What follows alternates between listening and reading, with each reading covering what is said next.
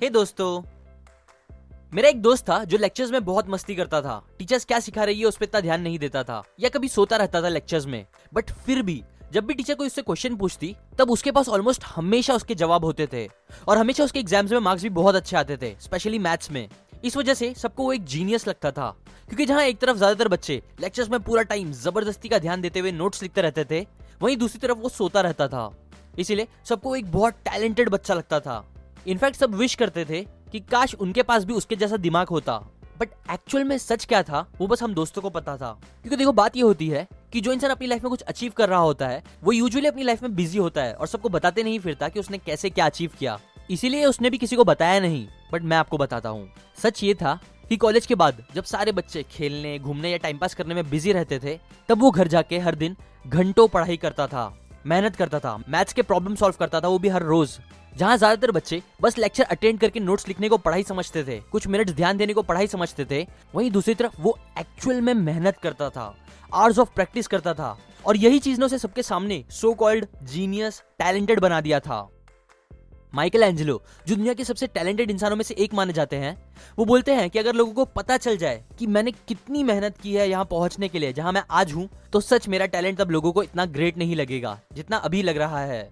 बहुत से लोगों को ये गलतफहमी रहती है कि कुछ इंसान बचपन से ही टैलेंटेड होते हैं और कुछ लोगों में टैलेंट नहीं होता। जिनमें होता है वो आसानी से लाइफ में आगे बढ़ जाते हैं बिना ज्यादा मेहनत करे, पर जिनमें नहीं होता वो कुछ भी बड़ा नहीं कर पाते।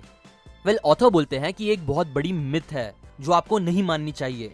बिकॉज ऑलमोस्ट हर टैलेंटेड इंसान जिसे आप जानते हो वो एक टाइम पे एक नॉर्मल इंसान था। जिसने उस टैलेंट तक पहुंचने के लिए कितनी मेहनत की है ये आप नहीं जानते। एग्जाम्पल, मोजार्ट को आज तक का सबसे बेस्ट और मोस्ट टैलेंटेड म्यूजिक कंपोजर माना जाता है, जिन्होंने कई एक्स्ट्रा ऑर्डिनरी म्यूजिक क्रिएट करी अपनी पूरी लाइफ में। इनफैक्ट जब वो बस 17 साल के हुए थे तब से ही वो इतने अच्छे हो गए थे अपने काम में कि वो यूरोपियन रॉयल्टीज के सामने परफॉर्म करने लगे थे। और बस 21 साल की एज में उन्होंने अपना पहला ओरिजिनल मास्टरपीस क्रिएट कर दिया, जिसे दुनिया भर के मास्टर्स देख के शॉक हो गए थे क्योंकि वो इतना अच्छा था। ऐसे ही कई अमेजिंग चीज क्रिएट करने की वजह से वो भी इतने कम एज में सब उन्हें टैलेंट का खजाना मानने लगे थे और आज तक मानते हैं। और यही टाइप के एग्जाम्पल्स को लेकर बहुत से लोग बोलते हैं कि यस, टैलेंट ही सबसे इंपॉर्टेंट है, कुछ लोग बचपन से ही टैलेंटेड होते हैं और मोजार्ट इसका सबसे बड़ा सबूत है। पर ज्यादातर लोग ये सच नहीं जानते कि मोजार्ट ने जब 21 की एज में ये अनबिलीवेबल चीजें अचीव करी थी तब वो ऑलरेडी 18 साल प्रैक्टिस कर चुके थे। हाँ, आपने सही सुना, मोजार्ट ने 3 साल की एज से ही प्रैक्टिस करना स्टार्ट कर दी थी, क्योंकि उनके फादर जो थे लियोपोल्ड, वो एक बहुत बड़े टीचर थे म्यूजिक सिखाने के। इनफैक्ट उन्होंने लिटरली एक बुक भी लिखी थी जिसका नाम था how to teach kids music, जो बहुत अच्छी सक्सेसफुल बुक थी। इन शॉर्ट 3 साल की एज से ही मोजार्ट को दुनिया के one of the best teachers से ट्रेनिंग मिल रही थी और उन्होंने तब से ही हजारों घंटे प्रैक्टिस करना स्टार्ट कर दिया था, जिसका रिजल्ट वो दुनिया के बेस्ट म्यूजिक कंपोजर बने। बट नहीं, लोगों ने गौर दिया तो बस इस बात पे कि कैसे एक जीनियस बच्चे ने 21 साल की एज में मास्टरपीस क्रिएट कर दिया और वो कितना टैलेंटेड था। अगेन इस बात पे बिना गौर किए कि मोजार्ट ने इतनी प्रैक्टिस की थी, इतना हार्डवर्क करा था कि इसकी वजह से उनकी उंगलियां तक डिफॉर्म्ड हो गई थी। और बस मोजार्ट ही नहीं, आप ऑलमोस्ट किसी भी हाई अचीवर की स्टोरी उठा के देख लो, Tiger Woods, Oprah, Sachin, Bill Gates, Buffett etcetera etcetera, इन सब की सक्सेस के पीछे आपको एक चीज कॉमन हमेशा मिलेगी, वो है मेहनत। एग्जाम्पल, कोबी ब्रायंट, जिन्हें वर्ल्ड का one of the best NBA player माना जाता है, वो दूसरों से 3 घंटे पहले प्रैक्टिस करना स्टार्ट कर देते थे हमेशा, जब इंजर्ड थे तब भी।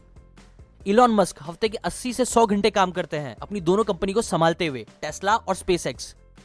Jeff Bezos, one of the richest man, Amazon की स्टार्टिंग में हर दिन 12 घंटे काम करते थे बिना एक भी दिन छुट्टी लिए। कभी कभी रात के 3-3 बजे तक वो काम करते थे, तब जाके अमेज़न इतनी बड़ी बन पाई। बिल गेट्स का मैंने पहले भी बताया है, वो स्टार्ट में इतनी मेहनत करते थे प्रोग्राम लिखने में कि वो अपने कीबोर्ड पे ही थक के सो जाते थे और फिर उठ के वापस काम करने लगते थे। अब ये सारी चीजें एग्जांपल्स मैं आपको क्यों बता रहा हूँ? मैं बता रहा हूँ क्योंकि मैं चाहता हूँ कि आप अपने दिमाग से ये बात एकदम अच्छे से निकाल दो, अगर थोड़ी भी है तो, कि कुछ खास लोग होते हैं, टैलेंटेड लोग, वही कुछ बड़ा करके दिखा सकते हैं और मैं नहीं कर सकता।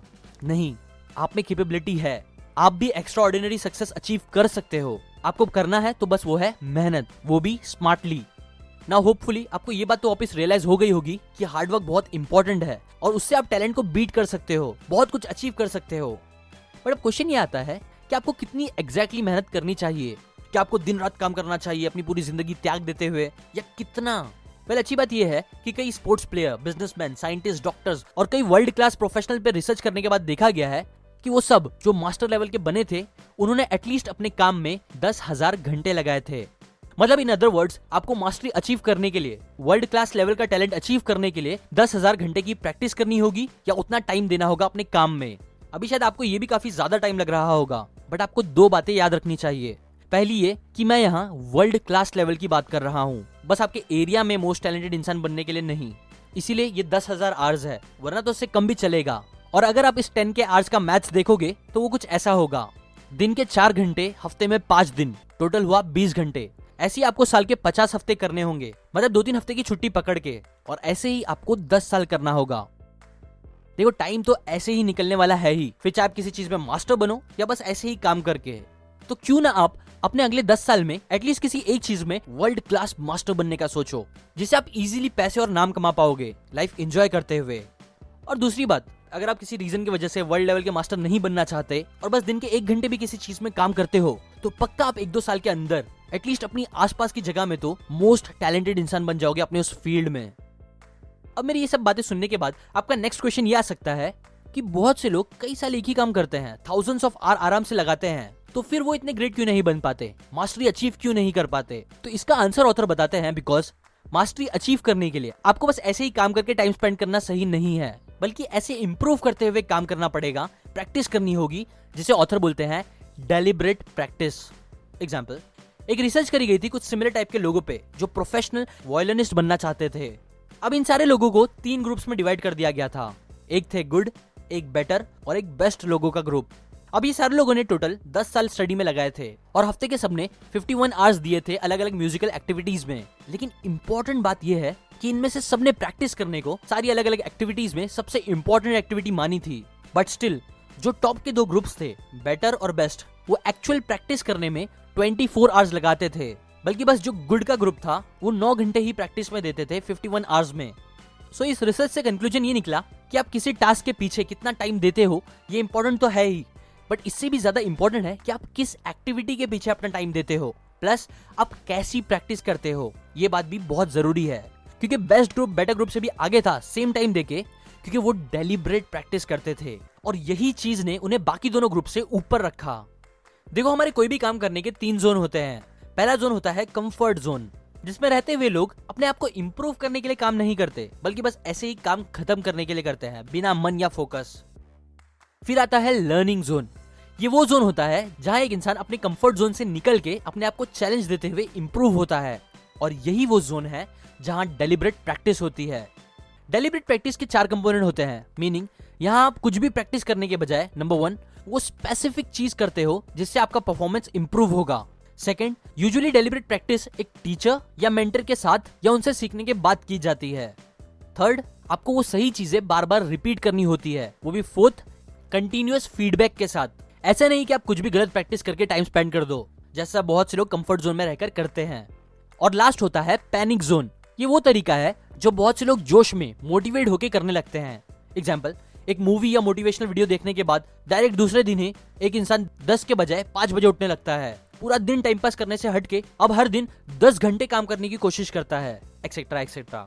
मतलब जोश में आके ऐसी चीजें करना जो हमारी नॉर्मल कैपेबिलिटी से बहुत ज्यादा होती है। अब ऐसा करना बुरी चीज तो नहीं है, बट प्रॉब्लम यह है कि जब हम पैनिक जोन में काम करने लगते हैं तो हमारे लिए अचानक वो भी रोज उस जोन में काम करना काफी मुश्किल हो जाता है, बिकॉज हमें हैबिट नहीं होती। इसीलिए लोग इस जोन में बहुत जल्दी क्विट करके वापस कंफर्ट जोन में चले जाते हैं।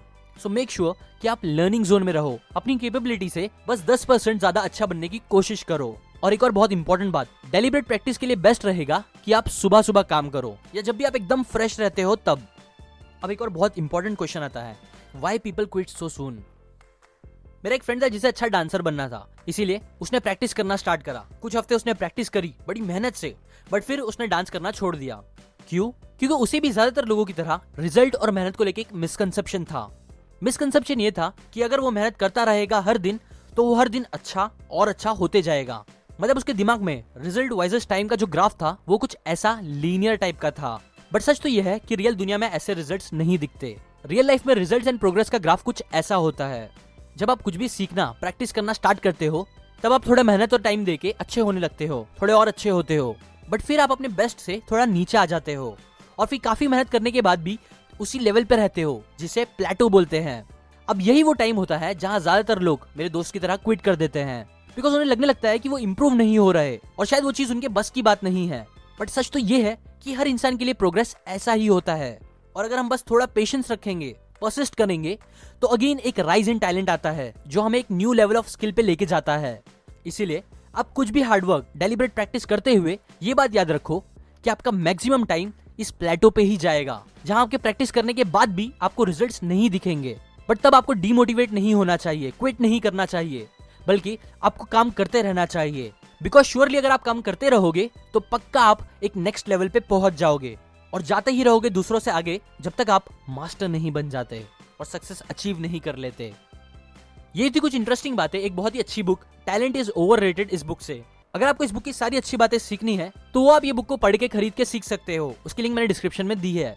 या फिर अगर आपको इस बुक की फ्री ऑडियो बुक चाहिए तो वो आप seekn.org/audible से जाके भी ले सकते हो। ऑडिबल एक अमेज़न कंपनी है जो 1 महीने का फ्री ट्रायल देती है, जिसके बाद वो आपको चार्ज करेगी। यहाँ से आप वो ऑडियो बुक ले सकते हो मेरी तरह, या अगेन जिसकी लिंक मैंने डिस्क्रिप्शन में दी है। और लास्ट, अगर आप मेरे वीडियोस को कभी मिस नहीं करना चाहते तो आप सब्सक्राइब करने के बाद बेल आइकन पे जरूर क्लिक करें। इससे जब भी मैं न्यू वीडियो डालूंगा, जो मैं हर संडे को डालता हूं, तब आपको उसका नोटिफिकेशन आ जाएगा, वरना नहीं आएगा और आप ऐसी काम की नॉलेज मिस कर दोगे। लाइक करें अगर आपको ये बातें काम की लगे, कमेंट करके अपने व्यूज बताएं इस टॉपिक के बारे में, शेयर करें इस वीडियो को अपने फ्रेंड्स एंड फैमिली के साथ। And finally, thanks for watching.